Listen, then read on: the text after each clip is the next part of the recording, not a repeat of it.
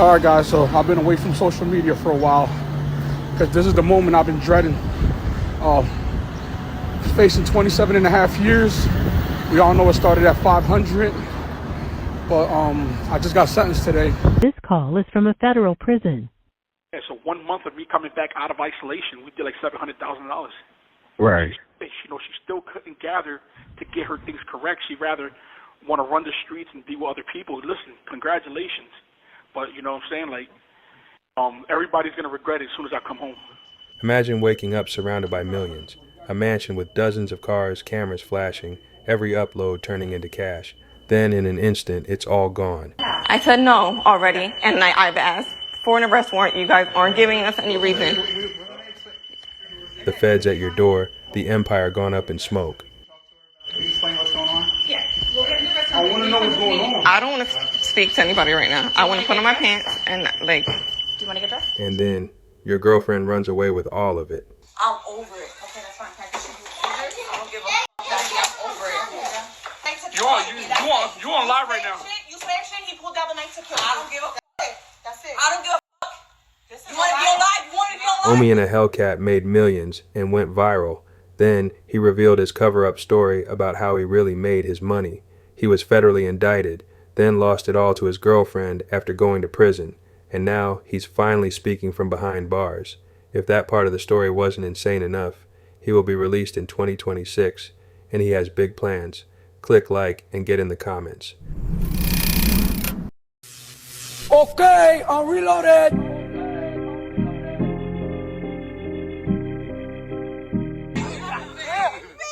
Wait, pause for a second. Can we see that door? I did a rock.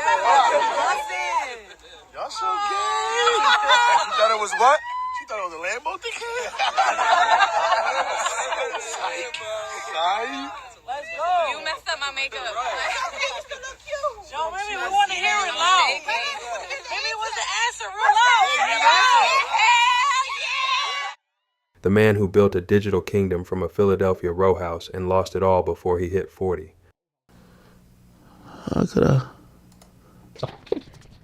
Come explain all this. No, you have to. You have to explain this. All right. So, explain what you bought, man. Oh, by the way, there's been a lot of guys hitting her up too. Omi's story starts far from luxury. Raised in North Philly, his father taught him how to cook crack before he hit his teens. The streets paid fast, but they always collect. This is July 4th, 2014. We stood up like 3 days bagging up for these dudes down in Delaware who wanted to buy some work. And, you know, back in Delaware, you know, they have smaller bags. So anyway, we spent like 2 or 3 days bagging up. And, you know, I already came out of pocket, paid everybody. You know, the work got fronted to me by one of my mans. Bro, it seemed like that day everybody disappeared. There's only me and this one kid. Shout out to Gio too. Put his name right on there.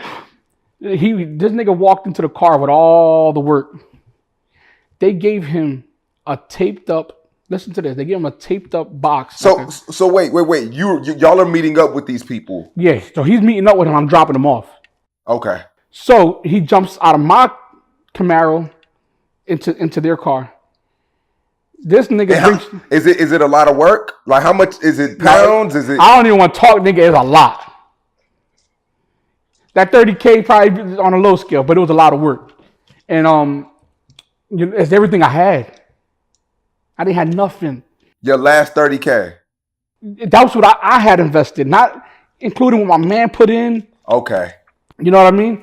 So he gets out the car with all the work like an idiot, throws it in their back seat. They give him a box with tape on it. So I see them pulling off. I see him get out the car. I see them pulling off. And I said, why is that box taped up? I don't know, bro. That's how you talk. I don't know, bro. I said, open it. He opened it like this. Bro, it was all, and he ran up to the car, bro. It was all newspaper. All newspaper. I get into a high-speed chase with these niggas. These niggas was tagging my car. And that's all I could talk about that. Bro, I went back home. And I'm like, you know what? That's what the fuck I get. Because I know I'm not a street nigga. Like my dad's always been like a high-ranking person. He ran Philly for a long time, and that's what the fuck I get from my nigga. I'm a gamer. You know what I'm saying? After getting burned in a failed deal, Omi was done with the game. He had a son to raise and a promise to keep. That's when he discovered a different kind of hustle, a digital one. Burning DVDs led to unlocking streaming boxes, and soon he found gold inside a Fire Stick. Let me tell you, man, my brothers and a lot of my friends laughed at me when I told them that I was making this app. And then they see a few years later I'm worth $100 million to the point and they're like, fucking shit. How much, like, you know what I'm saying?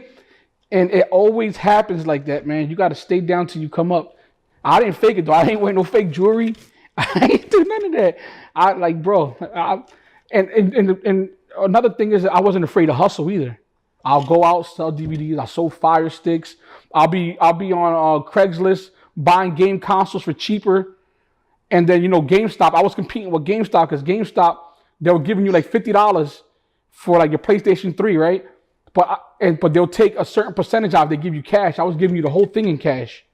So then I was selling consoles back. Bro, I did so much shit. And I kept trying until something hit. By 2016, Omi wasn't just selling boxes. He was running them. Gears TV became his crown jewel, an underground streaming empire pulling in millions. Huh? The guy that owns this owns a trucking company. In the market for why the hell they can't sell it? He's stuck on a price, and you know, he said they've turned down. So He's an idiot. Yeah. Well, if you have so much money, you don't care. But take a look. He called himself an innovator. The feds called him a pirate.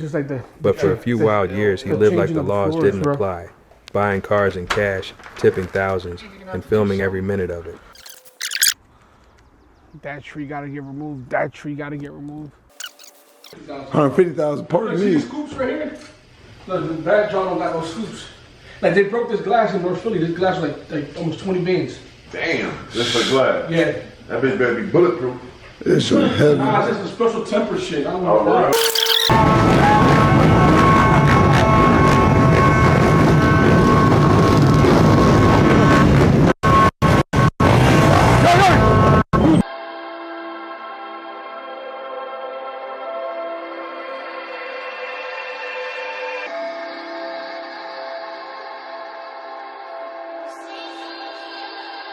Hold up, I swear I feel like I'm dreaming. Then came the morning that changed everything. Flashbangs, sirens, a home raid that went viral.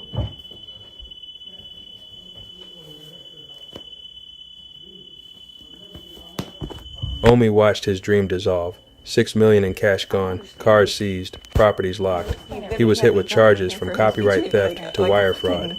He's not being treated like anything. Dude, you guys don't even want to tell him what you're taking him for. Can I please get him some food? It's just court stuff. Yeah, but what's the I'm getting charged today.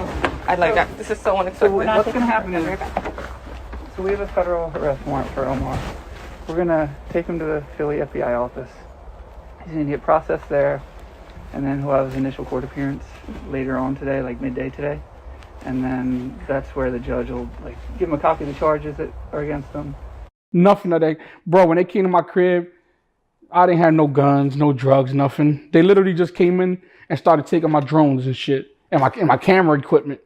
Nigga, I tell you, I was on the floor like, oh shit, man. And it's funny because the day we reported it, people all over the world was like, I knew it. I knew he was a scammer. I knew it. No, it was like, listen, they got nothing to do. It got nothing to do with you know, like end-to-end consumer losing out any money. It was never on no credit card scamming. It was never to that. That's why like, it kind of bothers me when people are like, oh, wasn't you scamming? Like, me and scam don't equivalent on the same scale, brother. Like, no, I definitely wasn't scamming. But anyway, there was an app that was created, and you know, it made a lot of money. So, do you mind if we do a quick one? What's going on? So, sorry, I'm. Yeah, you want to put that down? Yeah. I wish I had one of those. That's a nice little track. So, tell me what happened yesterday. Yeah, the FBI came in for the first time. You know, the first time you guys came here, everybody said that it was bull crap. Right. So just tell me what happened. Nothing. They just came in. They ran straight up to the ring, and they put a blue tape on the ring so we couldn't see. But Obviously, there's about 30 cameras around the whole premises. So they came back for the things that they alleged that I did, the copyright infringement, which, you know, I don't think I ever did anything wrong. Obviously, I was running businesses wide open in the public. So now we just got to see. We're going to have our day in court now. So finally, you know, I get to not be depressed, not be stressed out anymore. Now I get my day in court. Was this arrest a relief for you? It was 100% a relief because I didn't know what was going on for 2 years. No answers, no nothing. You know, depressed. You know, a lot of depression comes behind this. They don't know, man. When they do things like this, they take people's livelihoods. You know, so this is sort of a big relief for me. Obviously. You look like you're doing pretty good. Oh, and look, they said that everything that I've done was criminally. And back again, we're back to flourishing again with other business ventures, which means that, you know, I've always done something right, you know. I just feel like, you know, I found a loophole. I ran through it, and I did great. You know, there's other colleagues of mine that are in the same business that I was in. They never got in trouble with the FBI. They're right now, you know, they're getting sued by DirecTV, and the FBI never had any interest in them. And, you know, that's my question to them. Like, how come my colleagues get to run off with $200-300 million, and I was the only one targeted out of it? Maybe it's because, you know, we were probably driving down the 95, and they looked over, you know, they make 70 grand a year. Who the hell is this fat guy driving a Lambo? You said two things in a video. Mm-hmm. You said you're prepared to go to jail. Is that still the case? If the jurors could find that I did anything wrong, because I believe I seek counsel in this matter, and I actually sat in one of my divorce proceedings, and I sat there and told my lawyer, "Am I doing anything wrong? Because if I am, I'll quit now." He looked at me in my face in front of my ex-wife and said, "Omar, what you're doing is not illegal." So in my heart, what I felt that I was doing was illegal. No, you know, this was wide open. I've never hid anything that I've ever done. You know, it kind of sucks. Second thing you said in one of your videos, you always make money. What's next for you? Opening the biggest brand in the world right now. You know, reloadedmerch.com, and we're doing fantastic. We have a great group of people who follow us. You know, and I've always been an advocate of positivity. You know, you'll never see me advocating anything other than positivity. So, you know, what happens is supposed to happen, and, you know, God bless everyone. So just to be crystal clear, the indictment that came down today, you're saying you're completely innocent of those? Not completely innocent would be a false statement. Now, ignorance is no excuse for the law. You know, I try to go back and forth with a few accountants, and, you know, I found that when they were trying to, like, you know, file my taxes, they were filing them wrong. You know, should I have done a little faster? Of course, 100%. But do I think that I blatantly just ran away from the law and try to evade and try to money? None of that stuff I've ever done. Then the inevitable came at 66 months in federal prison and over $16 million in restitution. But even in sentencing, Omi took it on the chin. He told the world he'd be back better than before. All right, guys, so I've been away from social media for a while because this is the moment I've been dreading. Facing 27 and a half years. We all know it started at 500, but I just got sentenced today. I feel like the judge was super fair. He heard everyone's testimony about my character, everyone who came to court. The judge ordered me to 66 months in federal prison, which I feel as though it's fair, for especially how much money I made. I had to pay 10-point-something million in restitution, which they already have, which will be applied to which they already got the money now. And I got to pay another 5.7 million in restitution to the IRS. So, you know, I'll be home in the next 2 to 3 years. I hope you guys continue to support Reloaded Universe. I got 60 days. But prison didn't just take his freedom. It revealed his enemies. Now, I know what you're probably thinking. Your initial inclinations like, yo, she's winning for the bag, this and third. Damn, he's stupid as fuck. Number one, apparently people have been saying she's like a really loyal girl. So like people always said that she was holding him down for a long time, even before, you know, by the way, he currently is incarcerated. They were saying he was holding her down way before that. Some people were saying, though, like, well, would she hold him down if he didn't have that money? By the way, Omi the Hellcat, he has a history of spending wild amount of money on women, okay? You know, he did my podcast back in the day, and he talked about spending $1 million in a club, right? He talked about spending millions of dollars on women, right? So, you know, I'm pretty sure she was probably taken care of, but still people felt like, yo, she's a loyal chick. Now, I don't know what could have happened because he's been incarcerated for months, and she was supposed to be taking over and running his business while he's locked up. But now we're hearing something about he cheated. Like, how the fuck could you cheat in jail unless you're gay, right? Like, you know what I mean? Like, how the fuck that work? However, she's now supposedly about to leave him because he cheated. And by the way, let me play some more videos of them that you could kind of get, like, you know, the understanding of, like, their relationship, right? This is when they were about to surrender, or he was about to surrender to the feds. A little weird sleeping without him the first night, but today I'm going to be positive. I'm going to keep being as positive as I can. I'm going to go to the warehouse. I'm going to get as much done as possible. That way when he calls me, I could be like, look, this got done, that got done, everything's going good, we'll see you soon.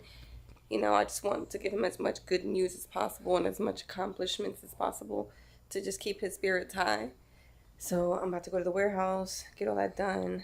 I'm going to link up with Tez. He's going to help get some things done for the site.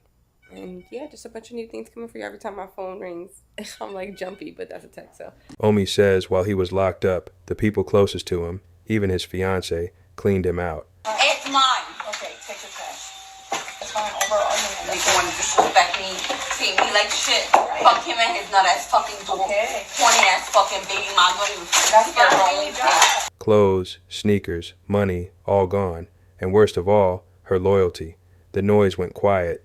Even his YouTube channel, his lifeline to fans, vanished. Who said this? Let her mute herself. No, but you know what it is? It cuts the screen in half though, and like this light bulb is not giving what I want it to give. She's just turning lights off from her. Yeah, but let me tell you, man, that always tends to happen when men come to prison, right? Mm-hmm. Like looking back at it now, because you know hindsight is 20/20. I felt like her and her entire family was just playing a role up until I got to prison. You know what I'm saying? Like they try to liquidate they have all my personal belongings, all my clothes, all my sneakers. But when I come home, I'll fix all of that. Of course, I'm going to be going to court. You know what I'm saying? I have to go to court. A lot of taxes have not been paid on those businesses that were under her name. So, you know what I mean? This is going to become a very ugly dispute. I wish her nothing but the best, and, you know, I wish her and her family nothing but success. But, you know, one thing I learned, right, when I read a book, The 48 Laws of Power, one of the rules is do not outshine a master. Right. So they seen all the millions of dollars that came in because of me, because of my name, but they're the ones that put the hard work into the shop. So they thought they can do the same thing, and obviously things crumble when Omi's name is not involved. Omi's story is a high-speed chase through success, loss, and survival. He hit the wall hard, but a true engine doesn't stop running. This call is from a federal prison. Yeah, so 1 month of me coming back out of isolation, we did like $700,000. Right. You know, she still couldn't gather to get her things correct. She'd rather want to run the streets and be with other people. Listen, congratulations. But, you know what I'm saying? Like, everybody's going to regret it as soon as I come home. Good job.